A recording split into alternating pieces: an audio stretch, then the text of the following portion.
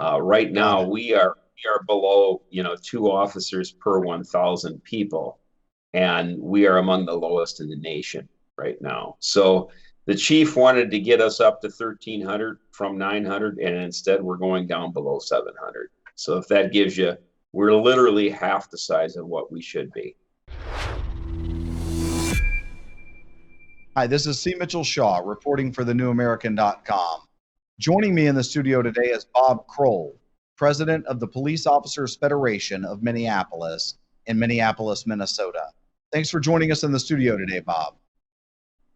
Hi, Mitchell. Thanks for having me.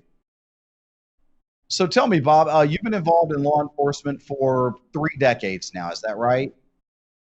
Yep. 32 complete in January. Well, congratulations on 32 years of wonderful service.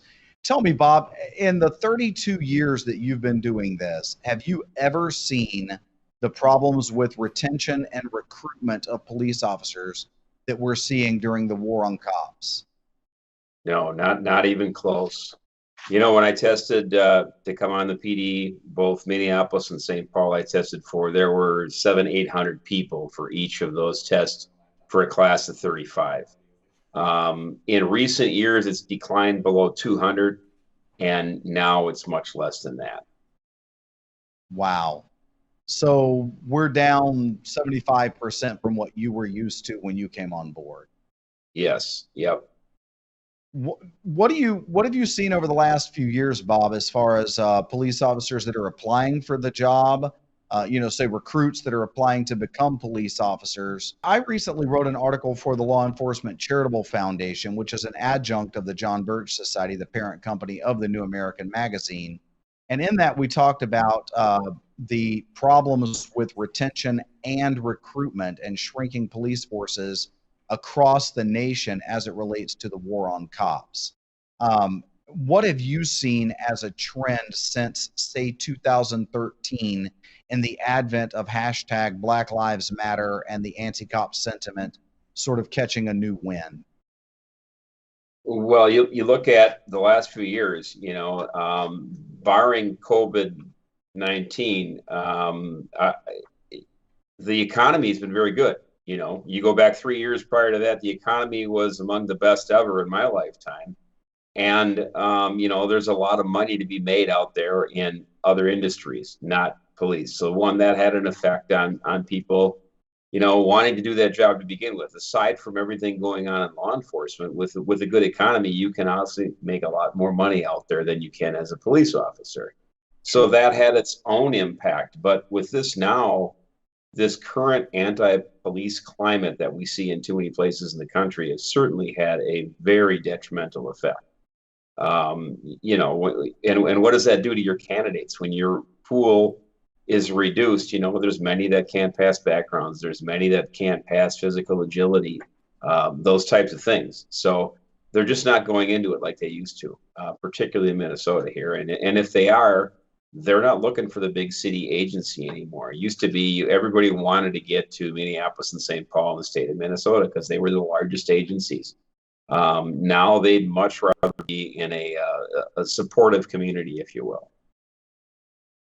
Sure. So you're saying that you are seeing diminishing numbers of applicants and qualified applicants. For sure. Yep. Significantly Now, diminished.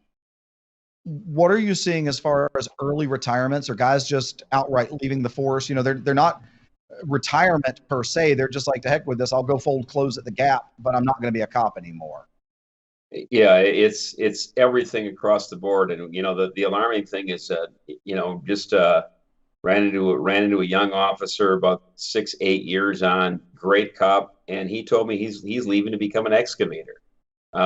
There's that kind of effect that it's happening too, that never used to be a thing. The law enforcement was a career, not a job. And we didn't Right. have people leaving to go to other careers. And now people that are going, look, I'm not going to do this for the next 25 years, and I can go make more money doing something else. They're doing it. That's one thing. What Minneapolis is experiencing also, as I mentioned, suburban agencies and county sheriff's departments and things like that. They give a test for an applicant, and we got 30, 40 Minneapolis officers going there and applying. So we've made it easier on a lot of our outside smaller agencies. They don't have to recruit. They don't have to, go through extensive background checks. They don't have to do a lot of testing because they're getting very experienced officers just by picking them off of Minneapolis, which is sad for our department. When I came on, the starting pay was not high here at all, and we were in some ways a training ground where people would get a year or two here and then they go to other agencies. Over the years, we corrected the pay issue, and we had a very good department that if you were hired here, you stayed here. It was a career for you with this agency, and we're seeing younger people leave to do other things besides law enforcement.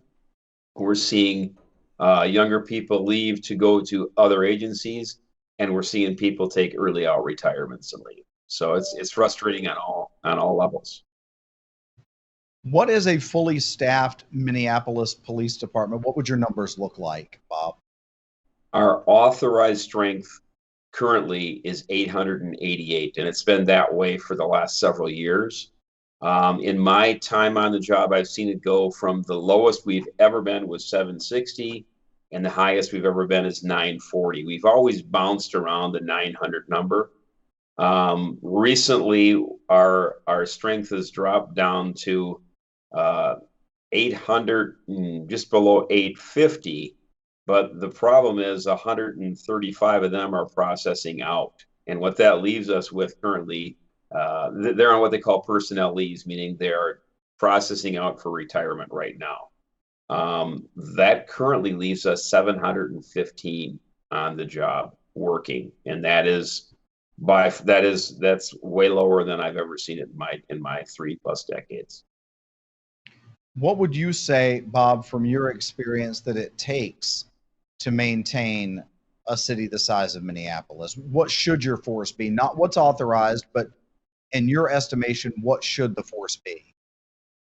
Well, the interesting part, and we won't even have to go by my estimation, we could take the chief of police, who a little over a year ago requested of the mayor and city council, when we were just below 900, he asked to increase the size of the department over a 5-year plan by 400 more officers to get us up to 1,300, so we would be comparable with other cities in other cities our size and other large cities per capita of their population. Right now, we are below 2 officers per 1,000 people, and we are among the lowest in the nation right now. So the chief wanted to get us up to 1,300 from 900, and instead we're going down below 700. So if that gives you, we're literally half the size of what we should be. Do you see that, Bob? Obviously, as the president of a police officers union, you have interaction with other presidents of other police officers unions. Is that similar to what you're seeing across the country, or is Minneapolis really taking a beating as a result of all of the anti-police sentiment there in particular right now? Not all across the country. Certain areas, at seeing what's going on out in Portland, I Googled their numbers and to see, and they are in much worse shape than Minneapolis, if you can believe that. And those officers have been literally under fire since May. Their numbers are far worse than ours, and I can't imagine what they're going through. But not all the big cities. We've done some comparable studies, and there are some that are still maintaining them.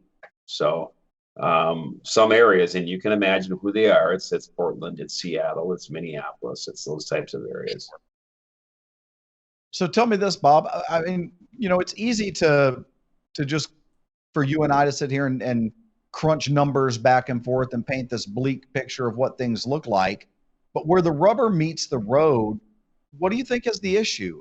Is it that there just aren't good people who would make good police officers? Or do you think it's that nobody wants to be the next big YouTube sensation just for doing their job? That's it. I would say it's the latter. And it all stems from leadership. We have a great void in leadership that actually cares about their police department. This mayor, this city council, they have made the police public enemy #1 here in Minneapolis, and that has a lot to do with it. There's no faith in the leadership and the command staff with the chief on down either. So that makes it very difficult for the officers to want to come here, to want to stay here. You know, it's all about recruiting and retention, and we're struggling right now. And sadly, for the citizens and the businesses here, it's going to get worse before it gets better. I mean, they don't know they're still have we still got a council that is kicking around the defund the police movement. They actually wanted to completely disband us earlier in the summer, and now they've walked that back. But in the meantime, people leaving in mass, and they've got nobody coming through the recruitment process to fill them. I know the chief had requested 3 classes to get us to 100 people by the end of next year, and I just don't see that reasonably happening. So with retirements and retirements and increased police officers leaving the force to go and just pursue other fields, along with decrease in recruitment, it looks like the thin blue line is getting thinner and thinner, Bob.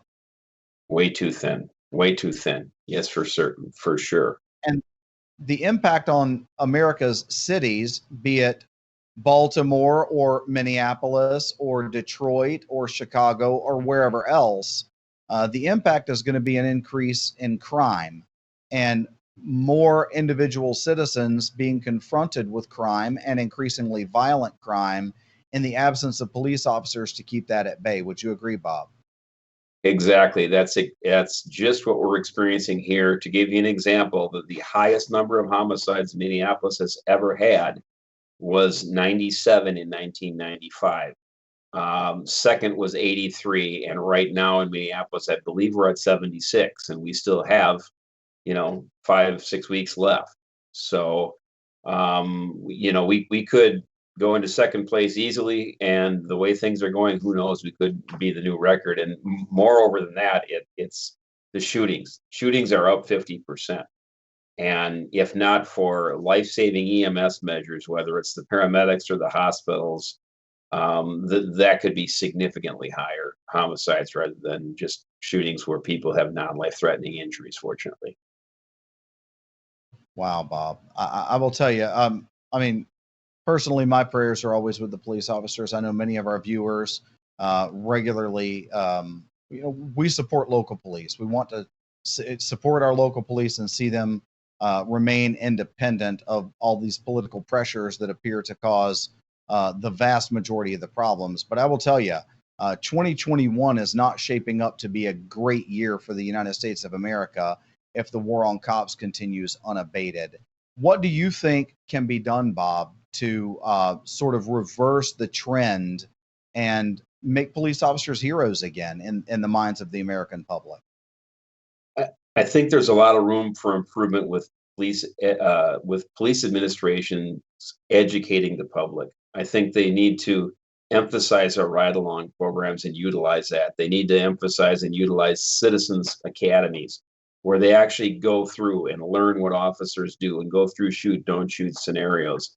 And I think a lot more can be positive and proactive can be done with our body camera footage, whether it's just putting out to the public the heroic work that is done on a daily basis by our officers on the street, and to seeing some of the garbage that they have to put up with in the process of just trying to do their job. For example, going to a call where there's a shooting victim and going to render aid and save life, and in doing so, you're getting bottles and rocks thrown at you to just try and rescue someone that's been shot. I think we could do a much more proactive approach with our public information office than what we do. I'd agree. Well, Bob, thanks for joining us today. And I will end by saying that the war on cops is it's taking some casualties. I mean, we're the cities of America, America's citizens, are going to be the ultimate casualties in the war on cops. I come from an age, I'm 49 years old. I remember when police officers were considered heroes. Nobody thought they walked on water. Nobody expected them to get everything right all the time. But it was the armchair quarterbacking that has become the norm now that wasn't in place then, that left room to still see police officers as our neighbors, as our brothers and our sisters, as the people who attend church with us, just normal members of our community, as human beings who happen to wear a uniform and put themselves in harm's way to protect the rest of us, that sort of allowed the American people to see police officers as the heroes that they are. So thank you for all that you do, Bob, and God bless you. Thanks for joining us. Thanks for having me, Mitchell. Take care.